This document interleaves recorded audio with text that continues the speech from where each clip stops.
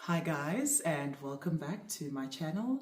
My name is Zen Mansu. To my returning subscribers, thank you so very much for your continued support. Really appreciate it.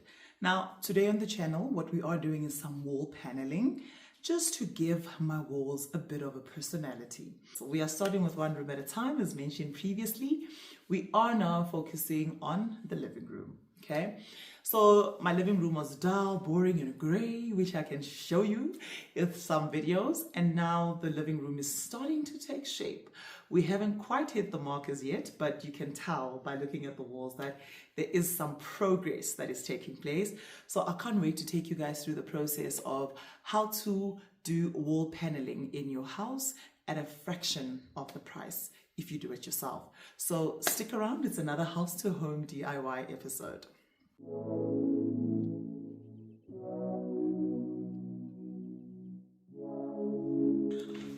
So guys, these are some of the things that are definitely going to come in handy for this project. I decided to draft how I wanted everything to look first, so that I get my measurements correct before going to the wall. And of course, you're going to need measuring tape. You're going to need a pencil for you to draw the same lines on the wall, and then you are going to need what they call a spirit level, just so that you can see that everything is aligned. If you put this on the wall and it does something like this, it means your panels are skew, and when you do this, every single time it has to balance right there in the middle. That then says the panels are straight. So now to take this and put it on the wall. So what's key and important is planning how you're going to be putting up the panels, measuring the width and the length of your wall, and then creating a visual picture for yourself as to how you want the paneling to look, and then after that transferring this onto the wall. Okay, so here I am doing exactly that. I am marking the walls and transferring the patterns onto the wall itself, so that I know that everything is correctly aligned and is not skewed in any way, because that would definitely give you one hell of a headache. And the key things that you will need for this part of the task is going to be the measuring tape and the spirit level. I also opted to take a ruler because I do have a 1 meter ruler, which makes it a bit convenient for me, but you have to always align with that spirit level and make sure that it is 100% aligned.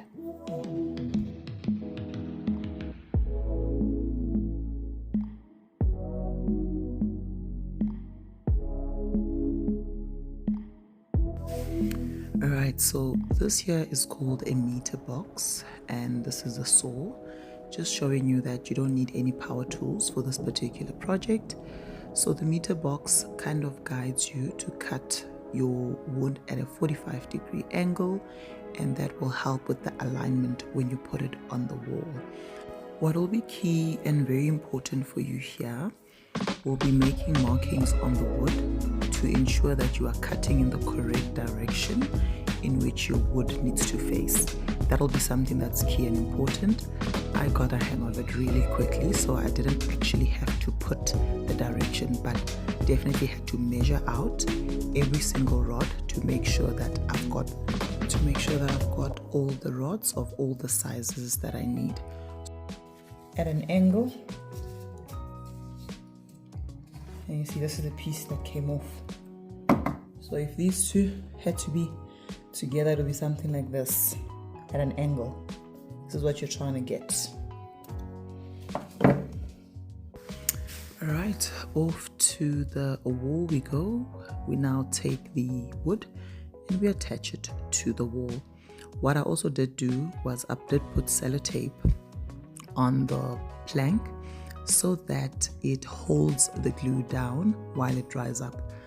one thing I did learn during this process is that not all wall surfaces are smooth, and that's just one of the things you have to deal with.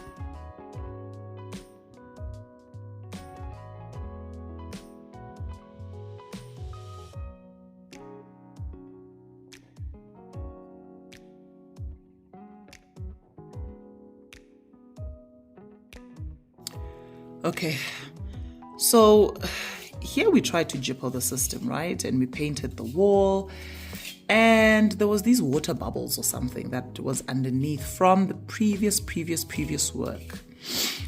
I wasn't happy because this is now going to become a focal point. For a long time, it's been hidden behind the serving table. So I decided, okay, fine, yes, we've painted, but let's scrape it all off and try and make these holes a bit more covered up and more even to the wall. So Auntie Annie decided to scrape it off while I was at work yesterday, and I came back, the wall looked like this, because now we can't even continue with the wall paneling until the wall looks proper. Okay, so that's basically what she's doing right now. We are just trying to even out the wall, and then once the wall is all evened out, we are going to sand it down so that it looks proper and smoother of a surface for it to have these panelings. So yeah, that's what we're doing here, guys. This is the struggle of DIY. This is the struggle of creating something that you want to be beautiful. You can't really jipper the system, you know. You have to make sure that you're doing a good job. So now she's just putting in what we call polyfiller into these holes. And once the polyfiller is dry, which is going to be later on in the afternoon, we're then going to take some sanding paper, sand it down a bit so that it looks a little bit more even. And then we'll be able to put the panels on the wall and continue with the rest of the work. But yeah, DIY takes forever and you have to be patient with everything.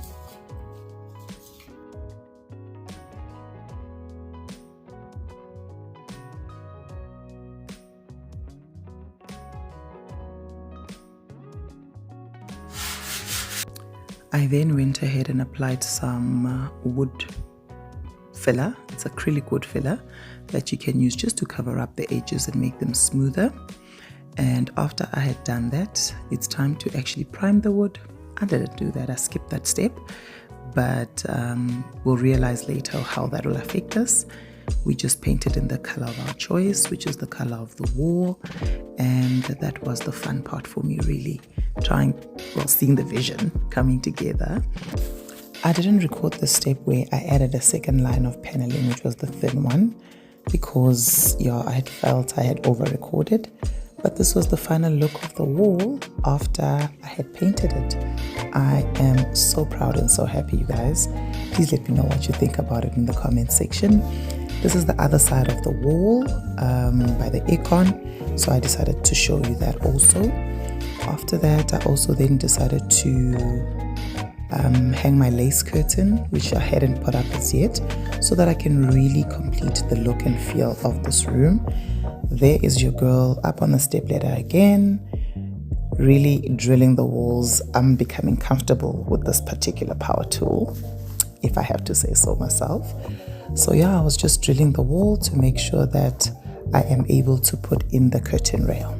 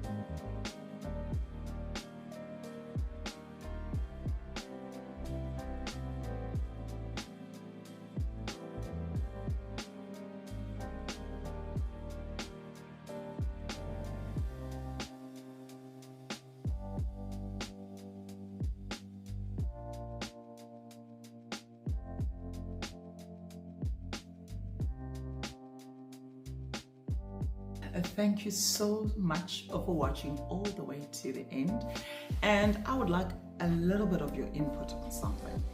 I have one wall which I haven't yet paneled, and I have a vision for it which I will insert here. I have a vision and an idea which I obviously want you guys to tell me what you think, that I would like to incorporate into the space, so do let me know what you think. I'm going to put up 3 options of what I could possibly do to this wall in order for it to blend in beautifully with the rest of the walls. I just didn't want to be overwhelmed by the paneling, but you must let me know your thoughts. I find that when I think of paneling everything, it feels to me like, sure, it's a lot in the space, but at the same time it could work. So let me know in the comment section. I'll be looking forward to those particular comments. And then the total cost of the wall paneling. The thick rods cost me 44 Rand, and I needed 10 of those to complete the one wall, which I will show you just now. And then on the other side, I think we used 4 actual rods, but they were offcuts from the previous one that we also just added in there, just a bit to finish off the wall. So we didn't use a lot. If I had to calculate the total of that, it's about 14 rods times 44 Rand. And then there was also the glue that we needed. A step I definitely missed. Later realized it and I thought, it's too late, right? Is wood primer. I don't know how it's going to affect me in the long run, not having primed the wood. Really, I don't know. But these are the mistakes that you need to be willing to make when you are considering doing DIY for yourself. That there's possibly going to be mistakes that you're making, and some mistakes, I mean, they're minor, you can rectify them. Some mistakes you'll actually see over time as to whether that was a huge mistake or not, right?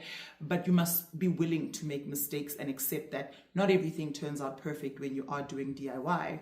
But one other key factor that I just wanted to mention on the channel is that the types of DIYs that I'm trying to do are not your DIY that tomorrow you'll feel like changing it and getting a professional to do it. I want to ensure that I'm doing quality work in my space that will keep us fine for the next 5-6 years, if need be, even longer maybe, just depending on maybe the trend has changed, you know, like those old wallpapers that you see in your Black American movies, etc. If it's something that's a trend that is now, that is going to change, I don't want to do it. I want to do something that is more timeless, something that I know that I'm going to love for a long time, like what I've done now. So do let me know in the comment section if there's anything that you know, you'd like me to do in the space that you think would add a little bit more character.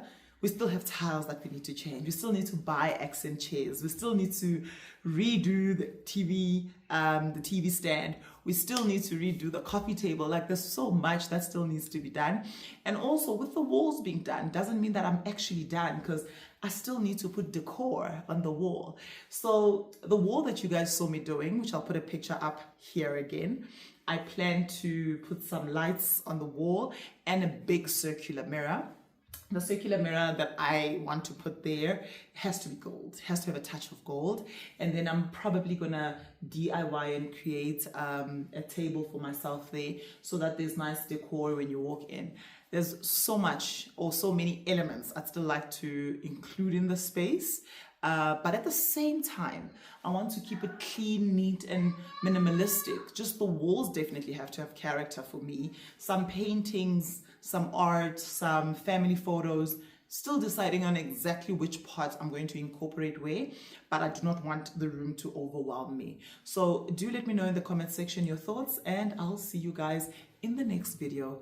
And as mentioned, guys, I will be posting one video every second week, just so that there's some work that is done at the moment, but I might try to throw in a vlog every other week. Love you guys, and please don't skip the ads. We are officially monetized, guys. We are monetized after one whole year. I mean, I really want to change the space, and you watching those ads would really come in handy for me in terms of having some additional money to do the DIY on a budget.